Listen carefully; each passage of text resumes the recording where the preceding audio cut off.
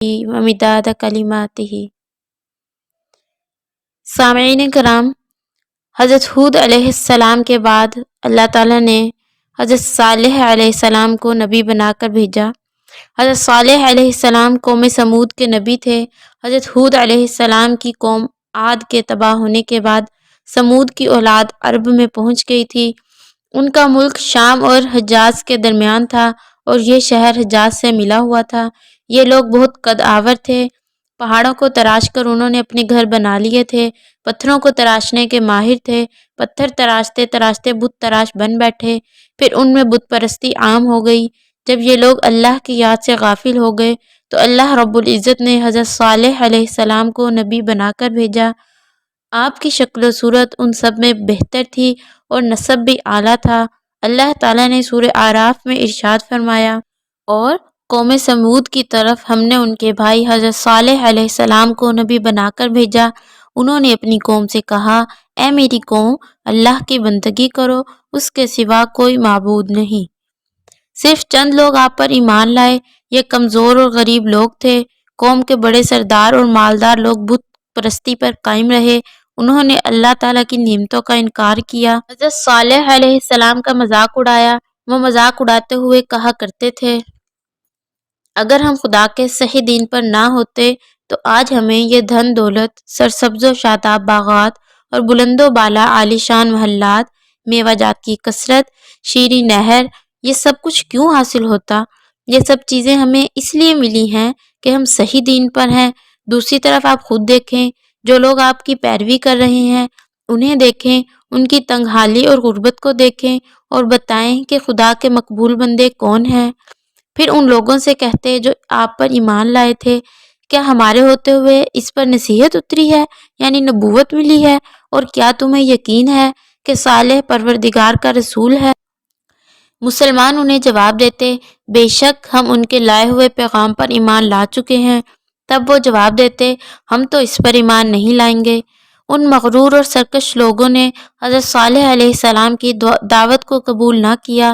حضرت صالح علیہ السلام نے ان الفاظ میں انہیں تبلیغ کی، اے میری قوم، اللہ کی بندگی کرو، اس کے سوا تمہارا کوئی معبود نہیں، جس نے تمہیں زمین سے پیدا کیا، پھر اسی میں تمہیں بسایا، بس اسی سے بخشش مانگو اور اسی کی طرف رجوع کرو۔ جواب میں وہ کہتے، کیا تو ہمیں ان معبودوں سے روکتا ہے جن کی ہم پوجا ہمارے باپ دادا کرتے تھے؟ غرض وہ آپ کو جھٹلاتے ہی رہے۔ ادھر حضرت صالح علیہ السلام بھی برابر انہیں اللہ کا پیغام سناتے رہے۔ آخر انہوں نے کہا، اگر تم سچے ہو تو کوئی معجزہ دکھاؤ۔ اس پر حضرت صالح علیہ السلام نے فرمایا، تمہاری خواہش کے مطابق میں تمہیں معجزہ دکھا دیتا ہوں، لیکن اس کے بعد بھی اگر تم ایمان نہ لائے تو پھر تم پر اللہ کا عذاب آئے گا۔ اس پر انہوں نے کہا، ہم ہر سال فلاں تاریخ کو شہر سے باہر جاتے ہیں، اپنے ساتھ بتوں کو بھی اچھی پوشاک پہنا کر لے جاتے ہیں، پھر ان سے اپنی حاجتیں مانگتے ہیں۔ تو بھی ہمارے ساتھ چل، اپنی خدا سے اپنی مراد مانگ، پھر دیکھیں گے تیرا خدا تجھے کیا دیتا ہے اور ہمارے خدا ہمیں کیا دیتے ہیں۔ حضرت صالح علیہ السلام نے ان کی بات کو قبول کر لیا۔ آخر وہ دن آ گیا جب انہیں باہر نکلنا تھا۔ حضرت صالح علیہ السلام کے ساتھ وہ تھوڑے سے مسلمان تھے جو ان پر ایمان لائے تھے۔ جب وہ عیدگاہ پہنچ گئے تو انہوں نے اپنے بتوں کو نہایت اچھی طرح سجایا اور اپنے سامنے تختوں پر بٹھایا، پھر بڑے ادب سے ان سے اپنی حاجات مانگنے لگے۔ حضرت صالح علیہ السلام نے فرمایا، مانگنا ہی ہے تو ان بتوں سے کوئی انوکھی چیز مانگو تاکہ ہم بھی دیکھیں تمہارے بت کیسی قدرت رکھتے ہیں۔ وہ لوگ بتوں کے سامنے بڑی عاجزی سے مانگتے رہے لیکن کچھ بھی نہ ہوا۔ آخر تنگ آ کر بیٹھ گئے۔ اس پر حضرت صالح علیہ السلام نے فرمایا، اب تم کہو میں کیا کر کے دکھا دوں؟ میں اپنے پروردگار سے دعا کروں گا اور وہ ہو جائے گا جو تم کہو گے۔ ان سب نے اپنے بڑے کی طرف دیکھا اور اس سے بولے، ان سے کوئی ایسا مطالبہ کرنا چاہیے جو یہ پورا نہ کر سکیں۔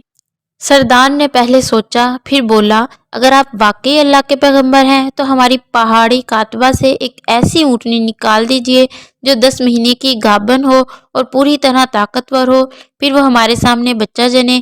وہ بچہ بھی اسی کی شکل کا ہو، اس کا رنگ و روپ بالکل اسی جیسا ہو۔ حضرت صالح علیہ السلام نے ان کی بات سن کر فرمایا، اگر میں اللہ کے حکم سے تمہارا یہ مطالبہ پورا کر دوں تو تم سب مجھ پر اور میری دعوت پر ایمان لے آؤ گے؟ ان سب نے اقرار کیا، ہاں ہم ایمان لے آئیں گے۔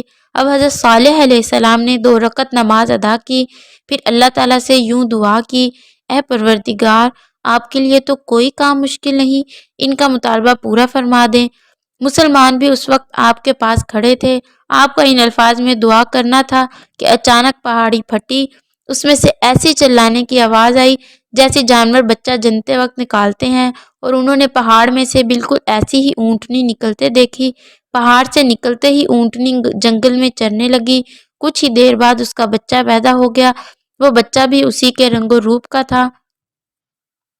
سورہ اعراف رکوع نمبر 10 میں اس واقعے کا ذکر کرتے ہوئے اللہ تعالیٰ نے فرمایا، بے شک تمہارے رب کی طرف سے یہ واضح دلیل آ چکی، یہ تمہارے لیے اللہ کے نام پر چھوڑی ہوئی اونٹنی ہے، تمہارے لیے ایک فیصلہ کن نشانی ہے، بس اسے کھلا چھوڑ دو کہ خدا کی زمین میں جہاں چاہے چرے، اسے کسی قسم کا نقصان نہ پہنچاؤ ورنہ تمہیں دردناک عذاب آ پکڑے گا۔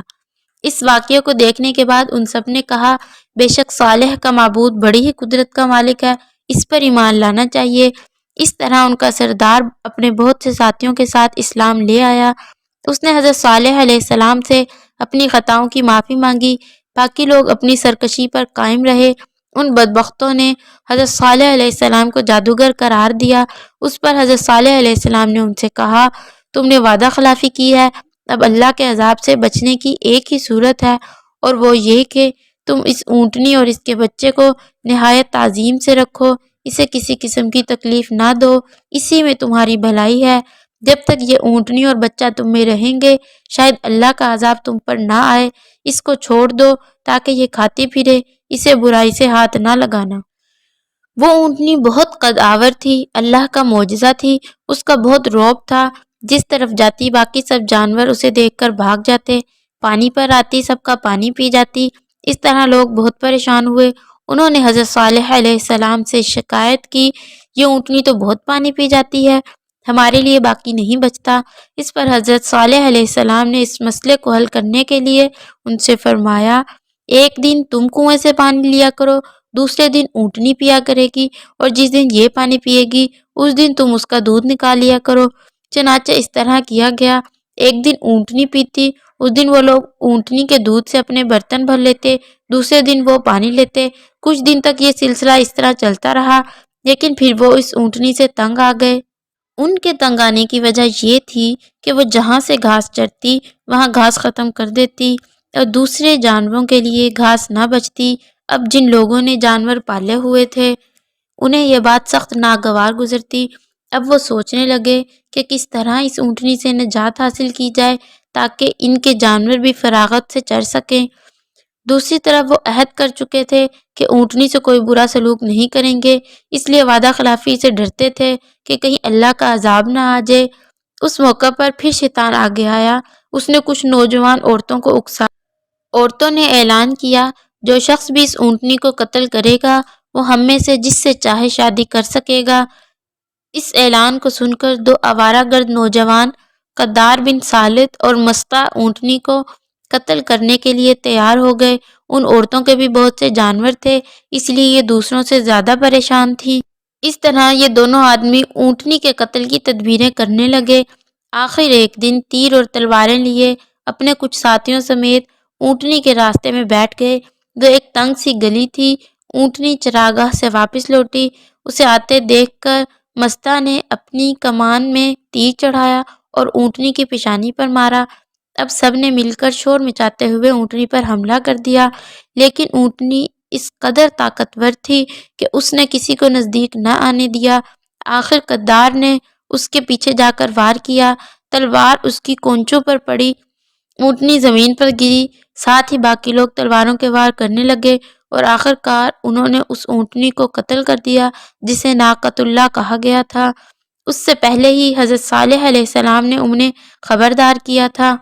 سورہ شمس میں اللہ تعالیٰ فرماتے ہیں، قوم سمود نے اپنی سرکشی کے سبب جھٹلایا، پس اللہ کے رسول نے ان سے کہہ دیا تھا کہ یہ اونٹنی اللہ کی طرف سے معجزہ ہے اور اسے چھوڑ دو کہ خدا کی زمین میں چرتی پھرے۔ پس انہوں نے پیغمبر کو جھٹلایا اور اونٹنی کی کونچیں کاٹ دی۔ پس ان کے پروردگار نے ان کے گناہ کے سبب زمانے کو ان پر الٹ مارا بس برابر کر دیا انہیں، اور پروردگار ان کے انجام سے نہیں ڈرتا۔ اس طرح ان لوگوں نے اونٹنی کو قتل کر دیا۔ اللہ تعالیٰ سے دعا ہے کہ اللہ تعالیٰ ہمیں نافرمانی اور سرکشی سے بچائے، دنیا و آخرت کی بھلائی عطا فرمائے، آمین۔ اس طرح کی مزید اسلامک ویڈیو دیکھنے کے لیے ہمارے چینل دعوت اسلام کو سبسکرائب کریں اور نوٹیفیکیشنز کے لیے بیل آئیکن پر کلک کریں۔ السلام علیکم ورحمۃ اللہ وبرکاتہ۔